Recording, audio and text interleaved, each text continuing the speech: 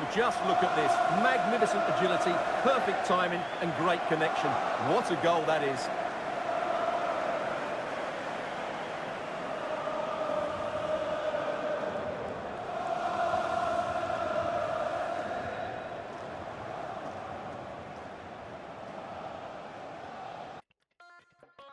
Hey guys, welcome to another edition of Overload the Middle.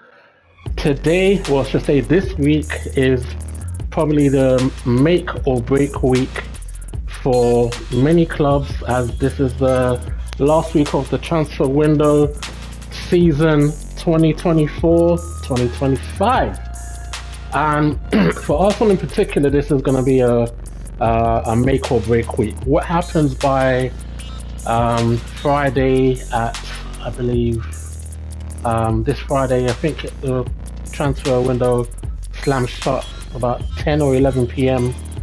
This Friday will dictate where the Premier League trophy goes. It's that deep. Yeah. Last week, Man City showed their hand by bringing back Gundogan, which is major problems for everyone else in the rest of the league as they look to go and win their fifth Premier League trophy on the trot. Can't have that happening, guys. Can't have that happening, man. 5 in a row. Not even Alex Ferguson did that in his prime. 5 in a row. So this is make or break, and I particularly want to focus on the only challenger in the last 2 years to Pep, and that's Arsenal. And what do Arsenal need to do in the next 5 days to basically win the transfer window and hopefully win the league come May? Now, as everybody knows, you know, Arsenal remind me of where we were back in the 90s. I ain't even trying to show my age right now, but back in the 90s we had David Seaman in goal, we had Dixon, Bold, Winterburn, Adams, Keown, and we were solid. Defensively, we were solid. The only problem we had back then was the only attacker of any kind of note was Ian Wright. And many times, you know, if you remember, or if you're old enough to remember, you know, we used to be called Long Ball Barry. It would be Seaman to Campbell, RIP, to Wright, bang, goal. That's how Arsenal would win games. Long balls. Never played football. Always were criticised by the style of football under George Graham. And then when George Graham left, and basically Bruce Rioch came in, and then a year later Wenger came, and then, you know, Arsenal never looked back, and, you know, everybody knows the blueprint and the style of play of Arsenal Football Club today. But we're almost in the same position where defensively we are so solid. Man, the game against Villa on Saturday, if any of you watched it, and you saw Saliba literally doing a Usain Bolt, catch him, chase him back, caught back Ramsey, and he had no business even trying to attempt to get back to tackle Ramsey, much less make the tackle.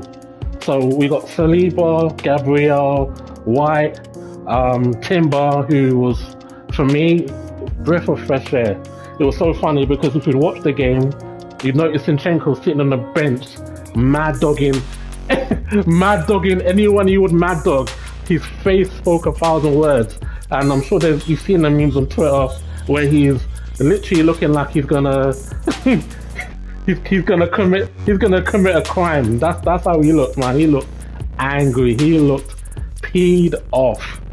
But Timber, it was necessary because everyone knows if Zinchenko started that game, there was no way Arsenal would be winning that game 2-0. No way. However, I don't know what's wrong with him. I think he's got some kind of, I don't know, mental block or something, but he gets the ball and he doesn't have the confidence to take on his man. And he's not like he was playing up against a top right back. He was playing against a backup right back who was just making their debut, young kid, and he didn't have the cojones, he didn't have the courage to take him on to to dominate that young right back. So I don't know what's going on with Martinelli. I really don't. People are saying, well, he needs to play up front, but to be honest with you, I don't know, man. I don't know. But yeah, so Martinelli's problematic. Gabriel Jesus' injury record is problematic. Again, he's gone down. We don't know how long he's going to be out for. They're saying it's not as bad as they first feared, but Arsenal, they'll say 2 weeks can turn into 2 months real quick in terms of how long a player's out for. So we don't know what's going on with Jesus. Even if none of those issues were an issue, even if Martinelli was playing out of his skin, even if Gabriel Jesus was fit, and even if Nketiah wasn't leaving, we still need a striker. I would go, a lot of people are talking about, we need an attacker, we need a forward. No, we need a gunman striker. And you know who that gunman is. As far as I'm concerned, there's a case of that people are talking about the two Victors, meaning Victor Osimhen or Victor Gyökeres. But for me, Osimhen hands down. So what I want to do, I want to look at what we already have at the club, and I want to compare him to what we have, and just to do a kind of deep dive. 1 second. Oh yeah, here we go. Just to do a deep dive, really. So let's look at him versus Gabriel Jesus. So if we look, and bearing in mind the actual career save I'm in, we're just starting season 25-26.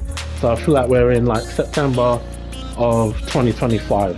So obviously their stats have improved ever so slightly, but generally speaking, we'll have a rough estimate. Now, as I said in an earlier video, if you want to see something which I believe, if you want to look at statistics which are more accurate from a gaming perspective, there's no other place to go than Football Manager. If you don't have the game, just type a player's name in Google and then type in Football Manager stats, click images, and you'll see the image of click the image and the year, I should say. So say you want to look at Gabriel Jesus Football Manager stats for 2024. So you type in Gabriel Jesus 2024 Football Manager, click images, and you'll see his stats come up for this season.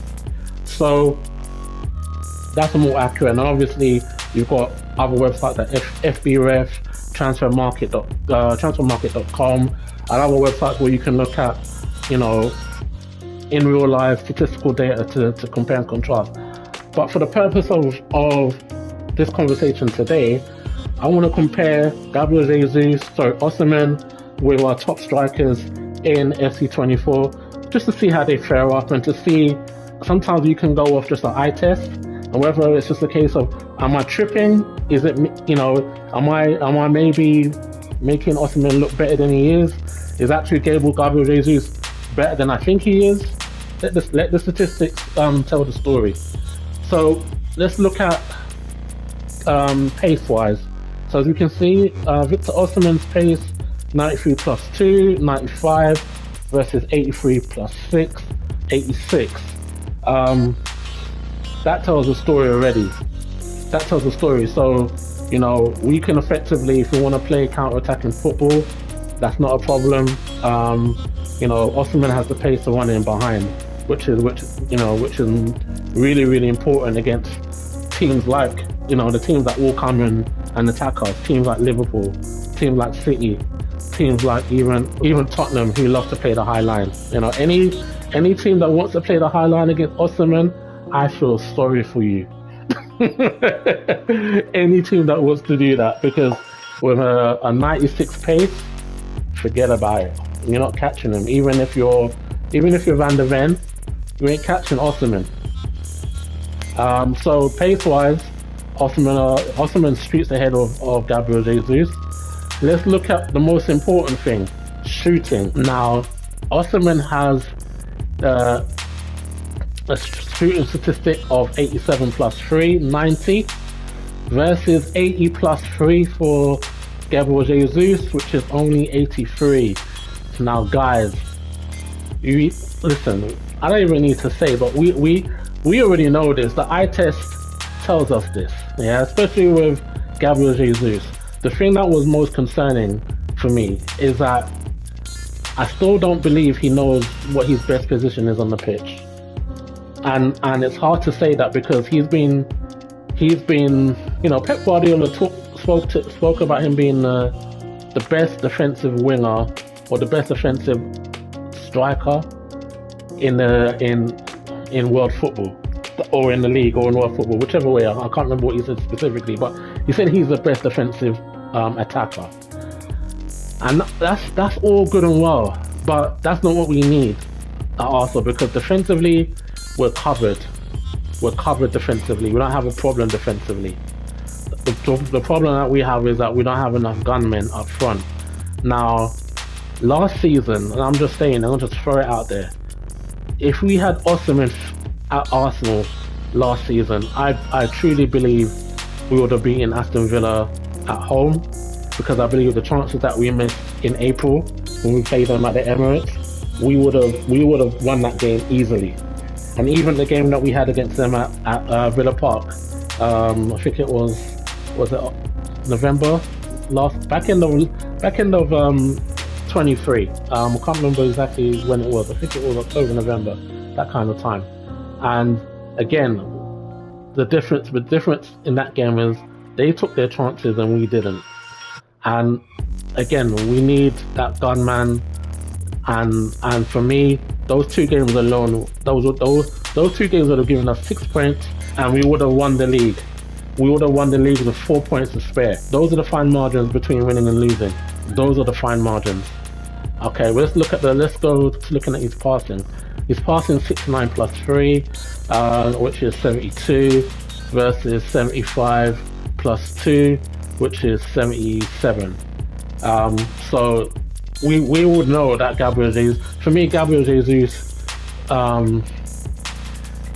he reminds me of a Cam when I look at him, because his natural position is he's not what I call one of those players that are hungry for goals. He doesn't come across as a hungry goal scorer. And we've seen what hungry goal scorers look like. We've seen, I'll just throw out some names. We've seen Thierry Henry. We know what a hungry goal scorer looks like. We've seen Ian Wright. We know what a hungry goal scorer looks like. We've seen, even if I bring it up to we've seen Luis Suarez. We know what a hungry goal scorer looks like. We've seen Mbappe. We've seen Haaland. We know what hungry goal scorers look like. And I'm sorry, the one critique I will say from Arteta is, whereas he has shown that he has great IQ when it comes to tactics, he has great selection when it comes to defensive and midfield players. For me, he still hasn't shown that in the attacking department. Yes, he's what Trossard, but let's not get it twisted. We were about to get Usain Mudryk, yeah. We were about to spend 80 M's, yeah. We were about to spend 80 M's on Mudryk. Can you imagine now where we'd be with Mudryk? Look at him at Chelsea and what's happened to him at Chelsea. The man's still learning the basics of football, and we were about to splash 80 million on him. Now, no one really talks about it because the deal fell through, but the deal didn't fall. That wasn't Arteta's fault. Arteta still wanted him. So what I'm saying is, whereas I give Arteta props in what he's done in terms of transform the team, the tactics, the culture of the club, everything like that. But when it comes to the attacking department, let's just put it this way. And I know what I'm going to say is controversial, but I'm going to say it. Saka is Emery's player. Martinelli is still Unai Emery's player. Right? Let's let that sink in for a minute. The only players attacking wise that I can say he's brought in that are of merit are Odegaard and Trossard. But in terms of that gunman striker, he hasn't pulled the trigger on that yet. He hasn't shown me that he knows what you know, he knows how to identify a goal machine. Now, the thing about, I don't want to go off on a tangent too much, but what I will say is this, is that sometimes I'm thinking, in the back of my mind, I'm thinking, maybe the reason he hasn't gone for Osimhen is because he still has Aubameyang PTSD. Now, let me explain. When everyone knows that Napoli have treated Osimhen disgustingly. Yeah, everyone saw that video that went around where they were basically his own club, not the fan, not opposition fans, his own clubs were racially mocking him. Yeah, his own club. So when you see the fact that he says he doesn't want to go on loan and he wants out, the reason he doesn't want to go on loan, he wants out because he don't want nothing to do with Napoli. And I really believe that's what dipped his form last season, because that happened around the same time as that incident. And what Osimhen did, he called them out. He turned around and said, "Nah, I'm not having it," and he publicly called them out. And you know, while people understood why he did that, then maybe some people were like, you know, he should have kept that in house. He should have dealt with that privately. And the thing is, another thing that I'm not sure, there's a little question mark on Arteta, is can he handle big egos in the dressing room? Up until now, what he's done, he's brought in very great potential young players who will fall under his guidance and tutelage. Yeah, but he hasn't brought in that big player, you know. Now, when I say big player, I will say Osimhen will come in that department. Haaland will come in that department. Mbappe will come in that department. Rodrigo would come in that department, right? Rafael Leao would come in that department. I would even go as far as to say Nico Williams will come in that department. Yeah, he hasn't brought in that player that has come bringing something to the table. It's not like we brought somebody who was a nobody. And yes, you could argue, yes, Odegaard was, you know, he was a player that people knew of, and he was, you know, people were picking him up when he was 16, but it's different. Odegaard was in the wilderness. He was going from, even though we got him from Real Madrid, he wasn't playing for Real Madrid. He was on loan for, he was on loan playing for several teams before he came to Arsenal. So Odegaard didn't have the ego. But can Arteta manage big ego players, or will he decide to hide from them because they may not necessarily fit into the culture of the club? That's a question, and I'm just throwing that out there. Let me know in the comments. Let me know your thoughts on it. Do you think Arteta can handle big ego players, or do you think he decides to avoid them and rather sign players who have more humility? And I'm not saying, there's no right or wrong answer here. You know, the big ego players are big ego players and mavericks because they know what they bring to the table, and they know that you know, especially strikers, they know that they're in a situation where there's a lack of supply and a huge demand for top strikers. So they know that they can write their own ticket, so to speak. However, I digress. Let me get back to the statistics, because this is as I said, man, this is a big week for Arsenal Football Club. What happens at the end of this week will determine what happens at the end of the season. I truly believe it. Anyway, so going back to the comparison between Osimhen and Jesus. Osimhen has a dribbling stat of 84 plus 3, which is 87, versus Gabriel Jesus, which has a dribbling stat of 88 plus 2, which is 90. And that's not surprising, man. Gabriel Jesus, he can dribble for days. He dribbles for days. That's why I truly believe if we do get Osimhen, Gabriel Jesus in the current system has to play as a winger, left winger. In my opinion, he has to take over from, you know, put Martinelli on the bench. You know, let Martinelli think about his life, think about what he actually wants. Because right now, Martinelli's head, I don't know where his head's at. But Gabriel Jesus for me would be the perfect left winger or right winger for me. And he played Osimhen as a striker, especially. Yeah, that just makes sense to me.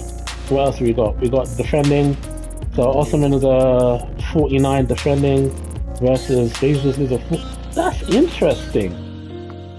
That is interesting. I would have thought it was the other way around because Gabriel Jesus, for some reason, even when you see him play, he's always in the middle of things. He's always like, you know, deep in midfield or deep in our half, taking the ball off other players, and they're only giving him 41 for defending versus a 49 from Osimhen.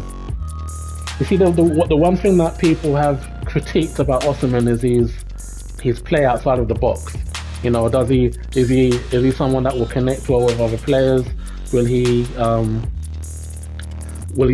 his link up play good enough? Is his off the ball work good enough? And based on these stats, as I said, I'm talking about FC24. You know, this is a rough guide. Again, check out Football Manager stats. You know, check out, as I said, FBref, Transfer Market, those websites. Now check out those stats there. But just based on the snapshot that we're looking at now, Osimhen is the better off the ball striker, based just on defending stats. And physically, we've got 87 for Osimhen versus 80 for Gabriel Jesus. That's interesting too. But for me, the biggest and the most significant stat, or the two things that strike out to me, is the fact that we can see that Osimhen is ambidextrous, meaning that he can shoot on both right and left foot. Yeah, it doesn't matter to him. He's got a 4 out of 5 weak foot, which for me is basically he can use both feet. Where you got Jesus, who's a 3 out of 5, which I was surprised because I've seen him score a lot of goals with his left foot. Clearly, they're not rating his left foot as much as they're rating Osimhen's left foot. And for me, that is so important because, as you know, when it comes to strikers, it's all about your angles. And you may pick up the ball in a position where you can't bring it back onto your right foot. You've got to take the shot with your left foot first time. And that's, for me, that's why Trossard, I still say Trossard is the best finisher at the club at this current moment in time, because he's also ambidextrous. He can shoot left, right, and it don't matter to him. You know, he could have taken that shot with his left foot if it came on the other, if the player was on the other side, and that is so important as a striker, so important. And also another stat which is interesting is his acceleration type. What they've said is that his acceleration type is mostly lengthy, which means that he can run at speed for a longer distance than Gabriel Jesus, who is mostly explosive. So for me, explosive tells me that he can run, you know, his acceleration is fast, but it's in short spurts. Whereas with Osimhen, it's fast, but he can keep that acceleration for longer distances. So that's really interesting. I grew up on strikers like Ian Wright, Thierry Henry, Nicolas Anelka, Aubameyang. So we have a rich heritage of strikers, and I really hope that continues coming in this week. Guys, love you. Appreciate every love shown, comments, likes, subs, all of that good stuff. Much appreciated. Until next time, take care. Peace.